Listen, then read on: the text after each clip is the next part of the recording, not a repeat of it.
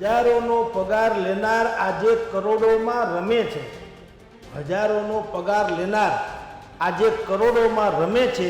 સરકાર કેમ થઈ ખામોશ બધી જાણ છતાં? કાચબાને કરી કેદ બોલાવે છે કે કબૂલ કર. કાચબાને કરી કેદ બોલાવે છે કે કબૂલ કર, અને ભાગી છૂટા છે હેવાન ખરગોશ બધી જાણ છતાં. સમગ્ર દેશને હચમચાવી નાખનાર ટીઆરપી ગેમ ઝોન અગ્નિકાંડમાં 27 લોકો 5 મિનિટની અંદર જીવતા બુજાઈ ગયા ને એ ઘટનાને આજે 1 મહિનો થઈ ગયો છે. આ 1 મહિનાની અંદર ઘણા બધા ઘટનાક્રમો સર્જાયા, તપાસો થઈ, કેટલાક લોકોની ધરપકડ પણ કરવામાં આવી, એસઆઈટીઓની રચના પણ થઈ, પરંતુ ક્યાંક ને ક્યાંક પીડિતોના પરિવાર છે, વિપક્ષ છે, તે આ તપાસથી સંતુષ્ટ નથી ને હજુ મોટી માછલીઓ આમાં પકડાઈ નથી તેવી માગ છે તે કરી રહી છે. આપણે આ સમગ્ર ઘટના અંગે વાત કરવા માટે વરિષ્ઠ પત્રકાર જગદીશભાઈ મહેતાવડી સાથે જોડાયા છે. સાહેબ, 1 મહિનો આખરે આ ઘટનાને થઈ ચૂક્યો છે. તપાસો થઈ, ધરપકડો થઈ, એસીબીની તપાસો થઈ, સંપત્તિની તપાસ થઈ. આ આખા ઘટનાક્રમને તમે અત્યારે કઈ રીતે જોયો છો? આ તપાસ કેટલી યોગ્ય રીતે થઈ રહી છે? કવિ મનોજની એક પંક્તિ છે, આમ તો એની ગઝલ છે આખી, પણ એની એક પંક્તિ છે કે હજારોનો પગાર લેનાર આજે કરોડોમાં રમે છે. હજારોનો પગાર લેનાર આજે કરોડોમાં રમે છે. સરકાર કેમ થઈ ખામોશ બધી જાણ છતાં? અને પંક્તિ બીજી છે કે મનોજ કાચબાને કરી કેદ બોલાવે છે કે કબૂલ કર. કાચબાને કરી કેદ બોલાવે છે કે કબૂલ કર, અને ભાગી છૂટા છે હેવાન ખરગોશ બધી જાણ છતાં. આ જે મુશ્કેલી છે એ આ છે, હેવાન ખરગોશો હજી પકડાણા નથી. જે પકડાણા છે એ નિર્દોષ અથવા તો ઢીલા ઢબ કહી શકાય એવા કાચબા પકડાણા છે. એટલે 1 મહિનો હોવા છતાં ટીઆરપીની જે ચિત્તા જે છે ને એ ચિત્તા હજી આખા રાજકોટના ખૂણે ખૂણે સળગી રહી છે. અને આ નહીં ઠરે જ્યાં સુધી રાજ્ય સરકારની દ્રષ્ટિ આ પાપી લોકો ઉપર ઠરતી મટશે. અત્યારે શું છે, સરકારની દ્રષ્ટિ આ પાપી લોકો ઉપર ઠરેલી છે, અમૃત વર્ષા જેને કહે છે એવું અમી દ્રષ્ટિ છે. ત્યાં સુધી આ રાજકોટના ખૂણે ખૂણે લાગેલી આગ એ કોઈ દી ઠરે એમ નથી. કારણ કે કોઈએ આમાં કોઈનું ફર્નિચર નથી ગુમાવ્યું, કોઈએ પોતાની જાહો જલાલી કે શોખના કોઈ રમકડા નથી ગુમાવ્યા, પોતાના બાળ બચ્ચા ગુમાવ્યા છે. સાહેબ, કૂતરાને ગલુડિયા વાલા હોય છે. આ તો આપણા મનુષ્ય અવતાર છે, 84 કોટીમાં સર્વશ્રેષ્ઠ અને એક મેવ. આના કંઈ ક્રિકેટની મેચ નથી કે બીજી ઇનિંગમાં દાવ આવે. તમે કૃષ્ણ ભગવાને ભાલકા તીર્થમાં પ્રાણ ત્યાગ્યા ત્યાર પછી એનો સાક્ષાત્કાર નથી થયો. આપણે બાકી માનીએ એ જુદી વાત છે. એમ હવે તમારે છબીમાં જોવાના હોય એ દીકરાને જેને તમે ખોળામાં રમાડતા હોય એ હવે છબીમાં જોવાના હોય. ક્યાંથી કોણ માવતરનું કલેજું હોય આ સહન કરી શકે? આખી દુનિયામાં આપણે એમ કહીએ છીએ કે પાણી સે પતલા જ્ઞાન અને પાપ ભૂમિ સે ભારી, તો કોઈ કે ક્રોધ અગ્નિ સે તેજ, કલંક કાજલ સે કાલી. પણ ઘણા એમ કહે છે કે પાપ ભૂમિ સે ભારી, આખી પૃથ્વી કરતાં ભારેમાં ભારે શું? પાપ. તો કોકે કીધું કે ના એવું ન હોય, કોઈક રાવણ જેવો માણસ હોય તો પાપ ગમે એવું હોય તો લડી જ લેવું છે. તો એને પાપ ભારે નથી. સૌથી ભારેમાં ભારે વસ્તુ શું છે ખબર છે? જે ટીઆરપી કાંડના 28 પરિવારોએ ભોગવ્યું છે. પાપ શું છે સૌથી ભારેમાં ભારે? પિતાની કાંધ ઉપર પુત્રની અર્થી. આનાથી મોટું ભારે કંઈ હોઈ શકે નહીં. એક પુત્ર, એ પુત્ર જ્યારે પિતૃ બની જાય, આથી વિશેષ કરુણાંતિકા શું હોઈ શકે? એટલે આ 1 મહિનો થાય કે 1 વર્ષ થાય, જો સરકાર ધડારૂપ એટલે કે જેના માવતરોએ આ ગુમાવ્યું છે એને સંતોષ ન થાય. સંતોષ એટલે કે છોકરા જવાનું ગુણ કોઈ દી એ ઓછપ તો કોઈ દી થવાની જ નથી, પૂર્ણતા. પણ એટલીસ્ટ એને એમ લાગે કે ભાઈ જેના પાપે અમારા ખોળા ખાલી થઈ ગયા છે, અમારું ઘર વેરાન થઈ ગયું છે, એને કમસે કમ સરકારે આવી ધડારૂપ અમે કહીએ એવી સજા આપી અને એનું કંઈક સમથિંગ વળતર મળ્યું તો કદાચિત આ મેળ પડે. અન્યથા આ ભારતીય જનતા પાર્ટી જે હંમેશા પ્રજા વચ્ચે રહેનારી પાર્ટી છે એને અત્યારે ભાગવું ભારે થઈ પડે છે. રાજકોટ બંધનું એલાન વિપક્ષ આપે અને એને આટલો સપોર્ટ મળે એવું ન ભૂતો ન ભવિષ્યથી જેવી વાતો છે. કારણ કે આ બધા તથાકથિત જન આંદોલનો જે છે એમાં તો ભારતીય જનતા પાર્ટીની માસ્ટરી છે. એ ગમે એમ કરીને રામ જન્મભૂમિઓને એમ કે તમે કેસરી ધ્વજ લહેરાવો, તો કરોડો લોકોએ કેસરી ધ્વજ લહેરાવ્યા. એણે કીધું તમે થાળી વગાડીને આરતી કરો, કરોડો લોકોએ થાળી વગાડીને આરતી કરી. ટૂંકમાં ભારતીય જનતા પાર્ટી પ્રજાની નસમાં કરેલી હતી. પહેલી વખત એવું બન્યું છે કે એની જે અઘોત પાપ કર્યું છે એને કારણે કોંગ્રેસ જે ક્યાંય ચિત્રમાં નહોતી, આમ જુઓ તો એ જાગૃત થઈ ગઈ છે, પ્રજાની નસે નસમાં ઘૂસી રહી છે.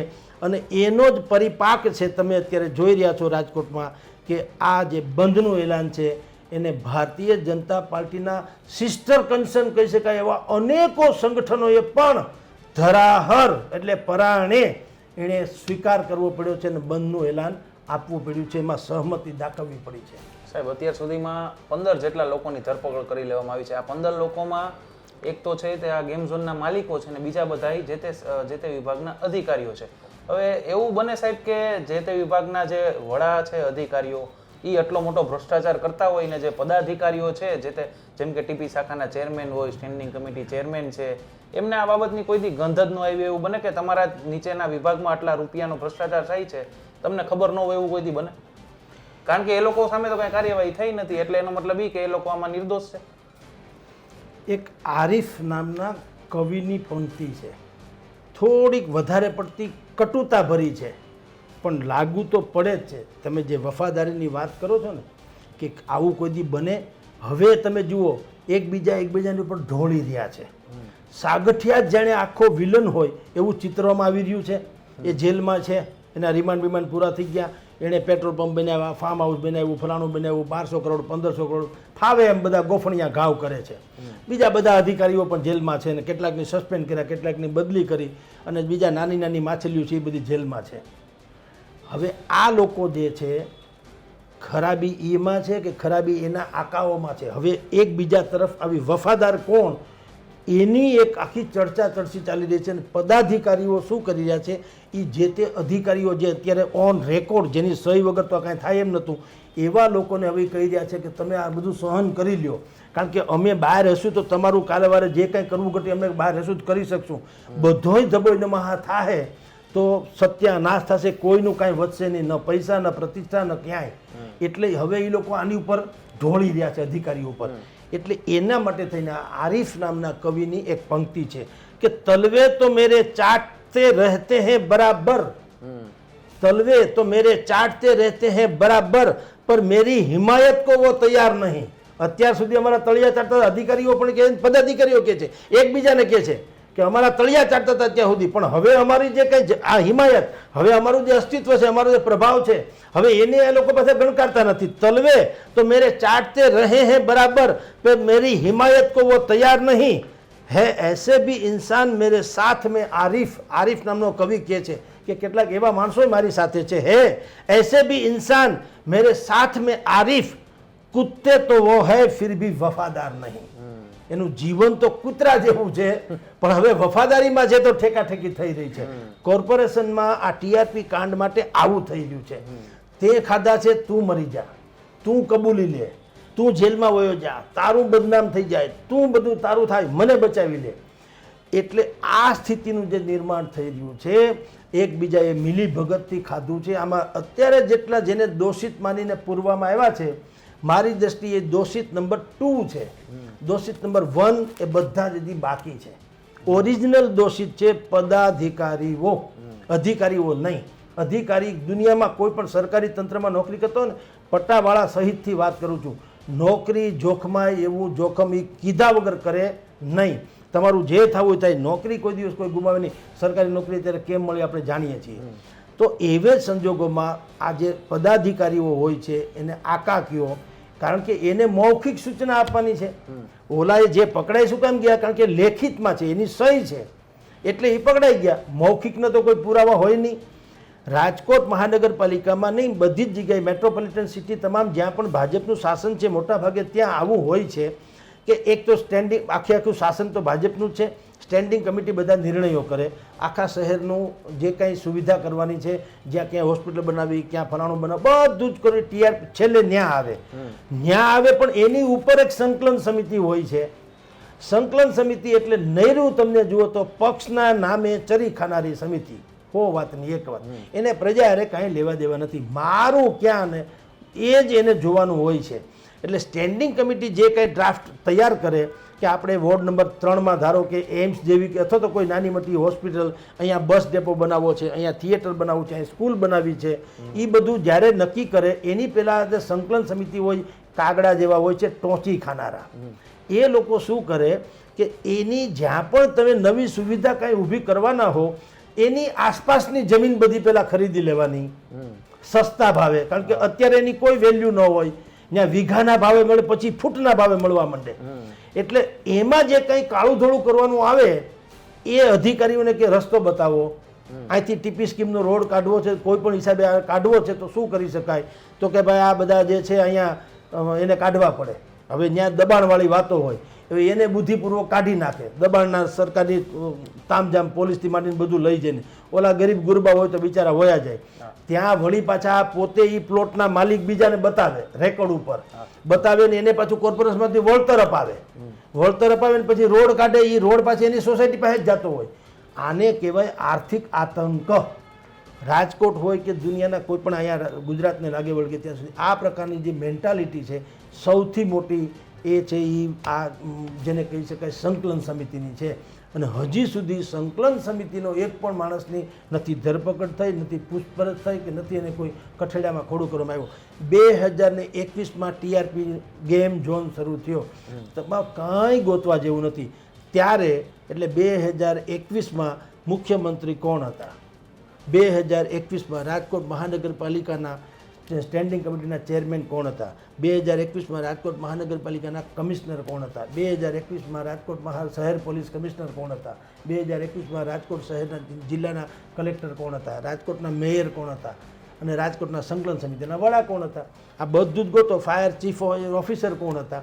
આમાં દીવા જેવું તો સ્પષ્ટ છે, પણ કાંઈ નથી કરવું. અને એસઆઈટી જેવા એસઆઈટીના નામે પણ તમારે આમ પાટા બાંધવા છે લોકોની આંખે, તો તમે લોકોની આંખે ચડવાના જ.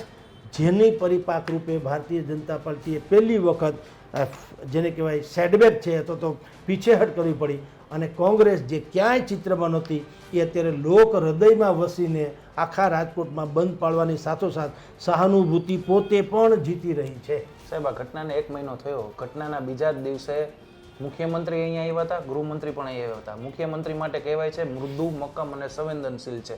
મૃદુતા તો દેખાણી, શું મક્કમતા અને સંવેદનશીલતા દેખાણી છે. બીજું એ કે ગૃહમંત્રી કહે છે કે કોઈ ચમરબંધીને છોડવામાં નહીં આવે, તો ખરેખર શું કોઈ ચમરબંધીને છોડવામાં નથી આવ્યા કે બહાર ફરી રહ્યા છે સીએમ અને ગૃહમંત્રી? જુઓ, ગૃહમંત્રીની પાસે એક કેસેટ છે. એ વ્યક્તિ તમે જુઓ, દુનિયાની કોઈ પણ ઘટના આવી બને એ વારંવાર એક જ વાત આ રેટા કરે છે. જેમ આપણે હનુમાન ચાલીસા બોલીએ એમ એની પાસે આ એક ગીત છે, સમજી લો 5 પંક્તિ છે એની પાસે. ઘટના ગમે તે બને, સૌથી પહેલામાં પહેલી વસ્તુ કે ધડારૂપ સજા કરવામાં આવશે, ઇન શોર્ટ તાત્કાલિક જ એને એમ કે એની તપાસ કરવામાં આવશે, ચાર્જશીટ એકદમ ટૂંકા સમયમાં ચાર્જશીટ રજૂ કરવામાં આવશે, વળી પાછો એને ફાસ્ટ ટ્રેક કોર્ટમાં એને કેસ ચલાવવામાં આવશે, અને ભવિષ્યમાં આવી કોઈ ઘટના ન બને એના માટે થઈને જે તે અપરાધીની સામે હવે કડકમાં કડક કાર્યવાહી. આ 5-6 રટણ જે છે એ હવે ગૃહમંત્રી એટલી બધી વખત બોલી ગયા છે કે હવે એની આ જે કેસેટ વગડે ને ત્યાં લોકોને એમ થાય કે હસવું છે કે રડવું છે, આટલું થઈ ગયું છે.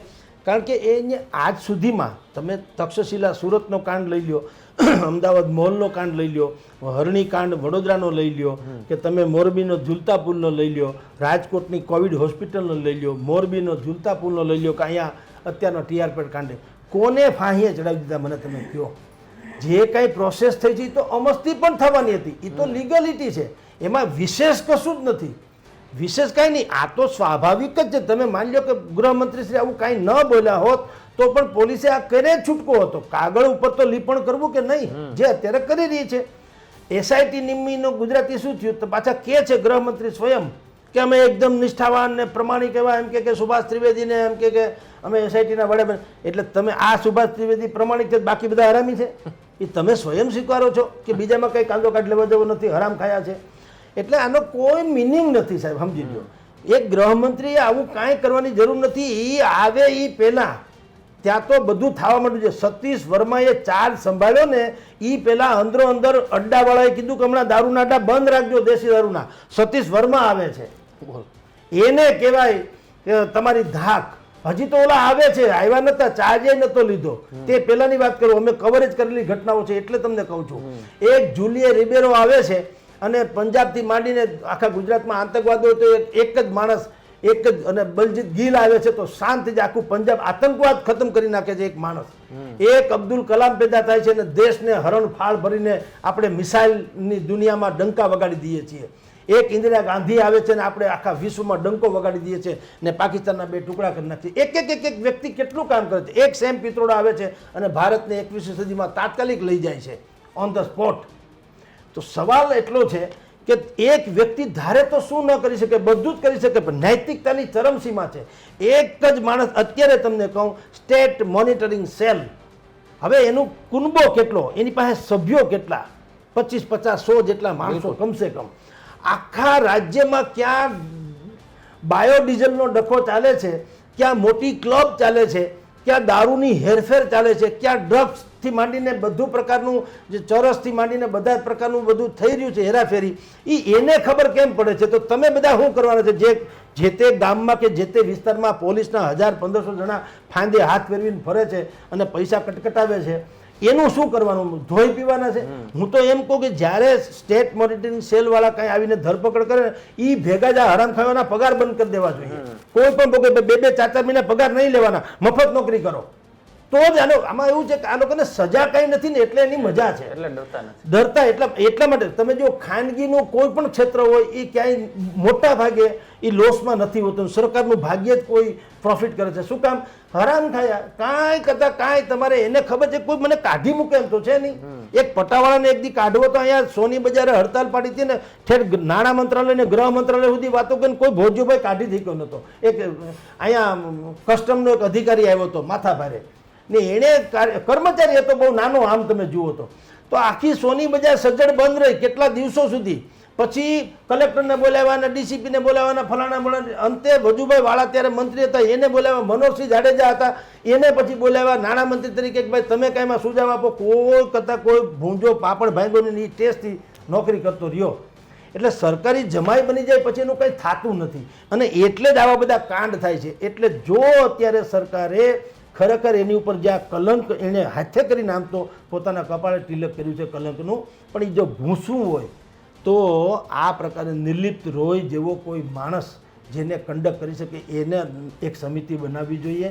એમાં વિપક્ષના જે નિષ્ણાંત લોકો હોય કાનૂનના એને એમાં સામેલ કરવા જોઈએ.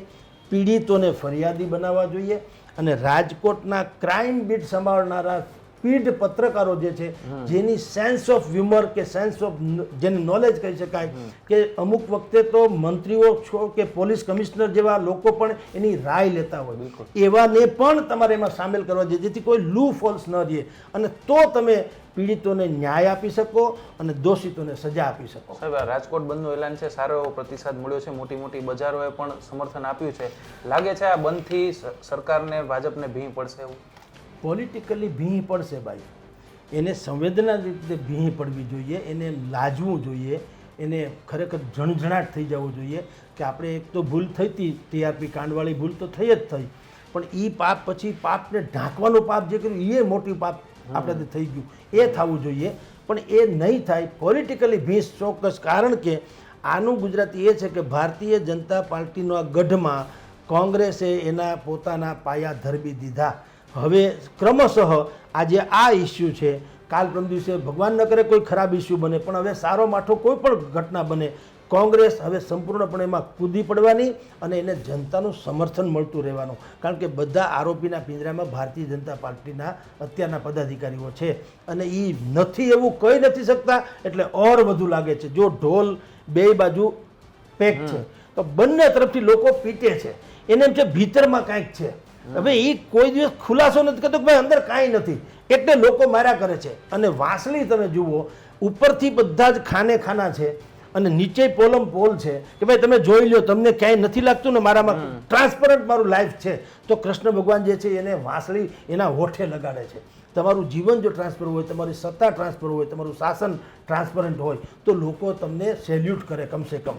પણ તમારું છે ઢોલ જેવું, અને એટલે લોકો પીટે છે, જે અત્યારે ભારતીય જનતા પાર્ટીના પદાધિકારીઓથી માંડીને બધા પીટાઈ રહ્યા છે. સાહેબ, લાગે છે કે દબાણથી તો દબાણથી આ 1 મહિનાથી જે ચાલે છે કોંગ્રેસનું દબાણ, ખૂબ જ સક્રિય રીતે કોંગ્રેસ વિરોધ કરી રહી છે, બંધ પણ પાડ્યું. લાગે છે દબાણથી તો દબાણથી ભાજપના પદાધિકારીઓ ઉપર કાયદાનો સકંજો વહેલો મોડો આવશે ખરો? આવવો જોઈએ. એને ડર શું છે? અત્યારે આપણું આંકલન એવું છે, સાચું ખોટું રામ જાણે, પણ આંકલન એવું છે કે એકદમ નીટ એન્ડ ક્લીન જો કરવા જાય ને રાજ્ય સરકાર, તો આખી મહાનગરપાલિકાને સુપરસીડ કરવી પડે. આટલું પાપ ભરાઈ ગયું છે, નંબર 1. નંબર 2 કે સુપરસીડ કરી પણ નાખે 2 ઘડી, પણ એને ખબર છે કે જો સુપરસીડ કરીએ એટલે 100% કોંગ્રેસ આમાં કૂદી પડવાની ને એને સહાનુભૂતિ મળે. એટલે સત્તા અત્યારે જે ભારતીય જનતા પાર્ટી પાસે છે એ કદાચ ન પણ રહે, અને એવું એક નેરેટિવ ઊભું થાય કે ભારતીય જનતા પાર્ટીની સરકારે ખુદે જ્યારે એની મહાનગરપાલિકાને સુપરસીડ કરવી પડી હોય, મોરબી પછી બીજી વખત આવી ઘટનામાં, તો સમજો કે તમે કેટલા ભ્રષ્ટ હશો. તો એ જ વાત જે છે એ કોંગ્રેસવાળા છે, જિલ્લા તાલુકા પંચાયતની ચૂંટણી જે હવે નજીકના ભવિષ્યમાં આવવાની છે એમાં એ ઇન્ક્રેઝ કરી શકે, એમાં એટલે હલવાણા છે અને હલવાણી માતા ગરબે રમે કહે છે, એટલા માટે નથી કરતા. પણ ભીહ તો ભયંકર છે, એને એક કોર ખાણ છે અને બીજી કોર તમે કહો એમ ડુંગર છે, કાંઈ પણ બચવાની કોઈ સંભાવના નથી. હજી કહું છું, એને આ જ પ્રકારે કડકમાં કડક નિર્ણય લઈને કાંઈક પણ પોતાની જાતને સાફ કરવી ઘટે. આ હતા જગદીશભાઈ મહેતા, જે આજે આ ઘટનાને 1 મહિનો થયો તે અંગે પોતાની વાત છે તે સ્પષ્ટપણે રજૂ કરી હતી અને કહ્યું હતું કે મોટી માછલીઓને પણ આમાં ફરી આરોપીઓ છે તે બનાવવો જોઈએ અને તેની સામે પણ કાયદાનો સકંજો છે તે કસાવવો જોઈએ. હવે જોવાનું રહેશે કે આ માત્ર અધિકારીઓ ઉપર કાર્યવાહી થઈને આ વાત પૂરી થાય છે કે પછી પદાધિકારીઓ, ભાજપના નેતાઓ સામે પણ કાયદાનો સકંજો છે તે આવે છે. રોનક મજીઠિયા, ગુજરાત તક, રાજકોટ.